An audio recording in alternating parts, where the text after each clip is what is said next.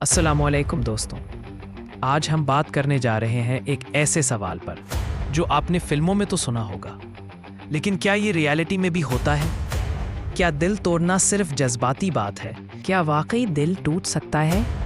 जी हाँ, साइंस के मुताबिक एक मेडिकल कंडीशन होती है जिसे कहते हैं ब्रोकन हार्ट सिंड्रोम या ताकोत्सुबो कार्डियोमायोपैथी।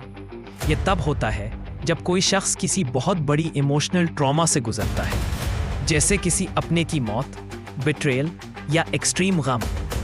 इस ट्रॉमा की वजह से बॉडी में स्ट्रेस हार्मोन्स इतने ज़्यादा रिलीज हो जाते हैं कि दिल का एक हिस्सा टेम्पररी तौर पर कमज़ोर हो जाता है। सिम्टम्स बिल्कुल हार्ट अटैक जैसे होते हैं, chest pain, shortness of breath और वीकनेस।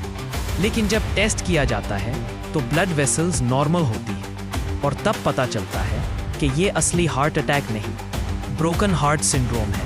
अच्छी बात यह है कि ज़्यादातर लोग इस कंडीशन से कुछ दिनों में रिकवर कर लेते हैं, लेकिन अगर टाइम पे डायग्नोज ना हो तो ये भी खतरनाक साबित हो सकता है। तो दोस्तों, अगले बार जब कोई कहे कि मेरा दिल टूट गया तो समझ जाइए ये सिर्फ जज्बाती नहीं, साइंटिफिक तौर पे भी हकीकत है।